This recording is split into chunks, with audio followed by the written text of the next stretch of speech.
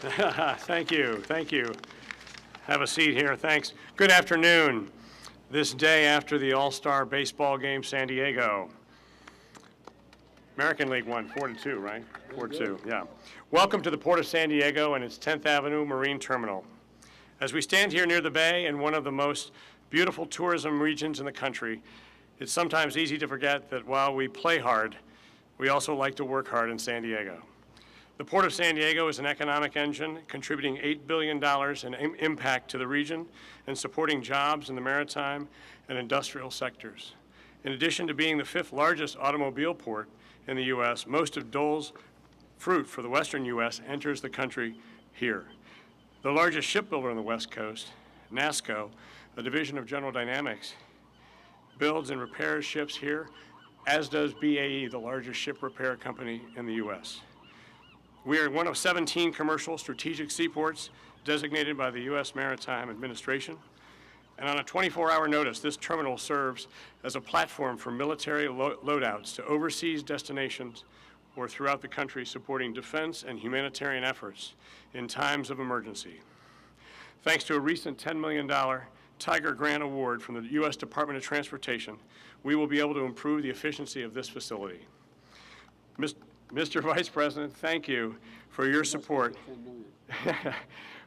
Thank you for your support over the years and continue to give to this day to the cause of free trade and to the many U.S. industries that benefit from our vibrant import-export economy.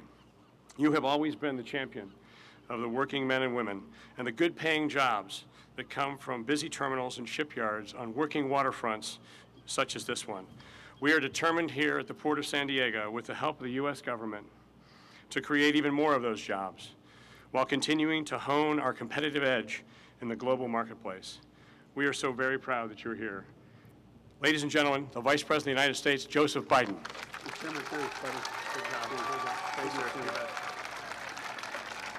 Hello, San Diego. God, I love this city. When I die, I want to be reborn here. I was telling my granddaughters on this trip with me that used to be able to say, I think I'm wrong by one city, that more days of sun here than any other major city in the United States. I keep saying that. I think there's one other, but anyway. But what a great, great city, and what an incredible port. You know, the fact is that you've been tired of hearing me over the last 8 years, and even before that, talk about infrastructure and talk about the need for us to modernize our ports throughout the United States of America. My wife, representing the administration, led a delegation down to the opening of the new locks in the Panama Canal. I had taken a number of my Republican and Democratic friends, governors and senators, down to see the locks. It's like the 8th wonder of the world if you've been down, if you haven't seen it. And because of these post-Panamax ships, if you go on the East Coast from actually the Gulf of Mexico all the way to Maine, there's only 2 ports that can berth them. It is absolutely bizarre that we are not doing more for infrastructure. But here in San Diego, you're ahead of the curve for a whole range of reasons. And, you know, one of the things that, and let me say to the military that's here, thank you for your service, and thank you for all you do for us. I mean that sincerely. We're a military family, and God bless you, man. And also, if you excuse the point of personal privilege, I'm a union guy. For the unions that are here, thank you, okay? Well, one of the things the President and I have tried to do, not just us, a lot of people, is we got to figure out how to restore the middle class after this god-awful recession and the hit has been taken over the last 20 or more years. And one of the ways to do that, the best way, is good-paying jobs. And the reason why this port and so many other ports are so critically important and why we should be expanding them. I realize this is a topic for another speech, port expansion, but is because you can actually make a living wage working at the port. You can actually, and let me explain what I mean by middle class, being able to own your own home and not have to rent it, send your kid to a local park and be confident they'll come home safely, and being able to send your kid to a local high school that if they do well, they get to college, and if they get to college, you'll find a way to get them there. And when one of your elderly parents passes away, you're able to take care of the other. That's not asking a whole hell of a lot. That's the basis. They're the folks who built this country. And when the middle class does well, everybody does well. The wealthy do even better, and the poor have a way up. And that's one of that's the underlying subtext of everything I want to talk to you about today. And Randa, thank you, by the way. It's obvious a woman is running things here. It's running so well. Marshall, thank you, Mr. Chairman, for everything. Actually, he's the one that said that to me when he introduced me to Randa. You know, America's economic might and dynamism and our ability to compete with the rest of the world depends on our ability to access world markets. You know, there's an old joke, you know, they asked Willie Sutton, why does he rob banks? He said, because that's where the money is. Well, why do we need ports that are efficient, competent, able to get products to market quickly, able to get raw materials to manufacturers quickly?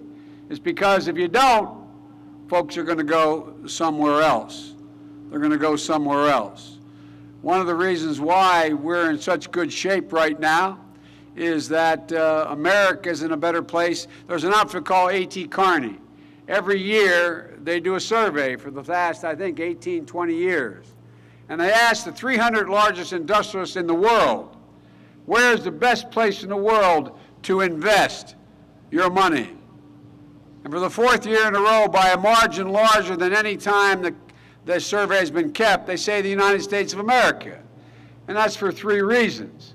One, we have the most productive workers in the world, and we do. Number two, we're in a situation where we're going to be energy independent the remainder of this century.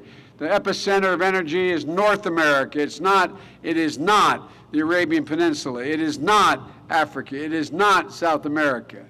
It is the United States of America, Canada, and Mexico.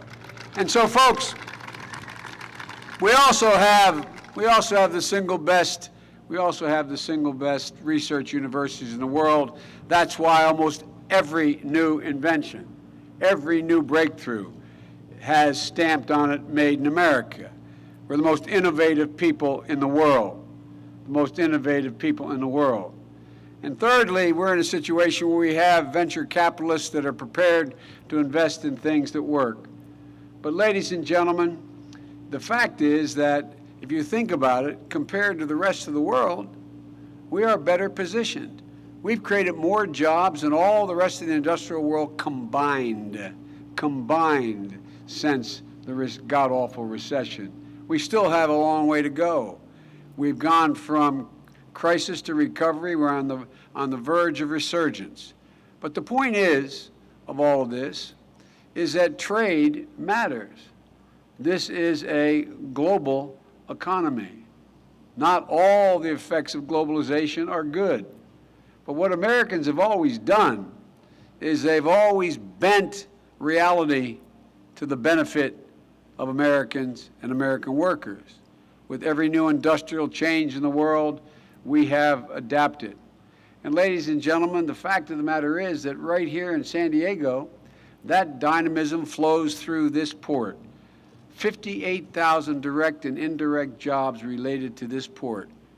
As the chairman pointed out, nearly $8 billion in economic activity, not just for the companies involved in trade, but for businesses and workers, from customers, from local diners to gas stations to hotels. It's all across the region. But to ensure American workers and businesses have a fair shot in equal access to those world markets and aren't put at a competitive disadvantage by cheating, we have to enforce the rules of the road that govern global trade. Since day one, our administration has enforced our trade laws aggressively, more aggressively than any administration in the past, using more tools and going after bigger cases than ever before. And today I want to talk about a couple of ways we've done that and why we have to continue it for the benefit of the American worker. First, we have filed 21 cases with the World Trade Organization, the group that settles trade disputes among the 160 countries that belong to the WTO. There's a lot at stake. We need to sell to customers abroad. 95% of the world's customers are over there. They're beyond our shores. 95% of the world's customers. We have the best products in the world. So we have to make sure they have equal access, both here and abroad. Export support, 10 million jobs today, around 1/8 of our gross domestic product. Today, I'm here to announce that the 13th WTO case we're filing against China, and it's the 22nd one we filed since 2009. And we've won every single case that's been decided by the WTO. And I'm confident we'll win this one. Here's what's happening. When companies in China ship raw materials abroad, they put a tax on the raw material that comes from China. That drives up the cost of those materials for the buyers in other countries and puts American companies at a disadvantage in competing to sell the products that need those raw materials. Let's say you're an American manufacturer that needs graphite to make refrigerators or batteries. You have to import because we don't produce graphite here at home. And because China taxes the export of graphite 20%, American companies pay more for graphite than the companies competing with them in China, making batteries and refrigerators and whatever else is needs graphite. And any business owner will tell you, it's tough to compete when you're paying 20% more for the raw material than your competitor is. And it's not just graphite. It's key materials like tin and copper that are used everywhere from cars to electronics to semiconductors. But with the action we're taking today, we're aiming to change that. Here in San Diego alone, let me tell you what I mean. Qualcomm is going to, when we win, pay less for Chinese tin than it pays now, and no more than any Chinese company, because Qualcomm makes semiconductors. It will reduce the cost of them making those semiconductors and make them more competitive, not only in this market against Chinese companies, but worldwide. It's a worldwide market. DJO Global will pay the same price for cobalt when it makes medical devices that its Chinese competitors pay, making the competition at home and worldwide fair. And when it's fair, America wins. When it's fair, America prevails. Ladies and gentlemen, the failure to act would cost jobs and revenues in sectors ranging from aerospace to automobiles to electronics. This all adds up big time. Manufacturers for brake parts that employ 20,000 people, fertilizer and animal feed companies that employ 61,000 people. This case builds on previous WTO cases we've won to level the playing field for American business and workers everywhere. China put a $5 billion illegal tax on American-made cars being shipped into China, driving up the cost of those American cars. We're taking away market, meaning fewer people working on the assembly line, fewer American cars which are better made, more competitive than other cars moving into China. We filed a case against them. We won. We won for the 926,000 workers in the automobile industry that are back selling the best cars in the world and more than it ever did. And by the way, for those who didn't like me pushing to bail out the automobile industry, go to hell. It doesn't matter. It worked. There's 926,000 auto workers making a decent, honorable wage. Ladies and gentlemen, the previous government in Argentina illegally shut out a wide array of American products, from electronics to cars to parts for medical devices, costing American companies tens of millions of dollars in potential exports and American jobs. We filed a case against them. We won. Today, the United States exports $9.2 billion worth of electronics, machinery, aerospace parts, chemicals, and plastics made in California, Illinois, Michigan, Florida, exports them to Argentina. They're able to compete and export to here. That's okay. All we want is a level playing field. Whenever it's level, we do just fine. We do just fine. 4 years ago, we filed a case against the country of India because it was refusing to allow poultry to be brought into its markets, hurting an industry. Thousands of farmers from Georgia to Arkansas to my home state of Delaware. In 2015, we won. By the time India finishes complying with the WTO ruling, it will mean an additional $500 million in exports of American poultry abroad. That's a big deal. That's a lot of jobs. That's what standing up for 50,000 American farmers looks like. We also filed a case and won against Peru, Colombia, Honduras, and South Africa on everything ranging from intellectual property to pork, beef, solar panels, and timber. Folks, the point is simple. We are demanding, not asking, we're demanding that other countries abide by the letter and spirit of international obligations they sign on to. In the past, they've been reluctant to do that. Would that hurt relations in other areas? Would that impact on our foreign policy? Would that, in fact, affect industries that are invested here? This is about American jobs.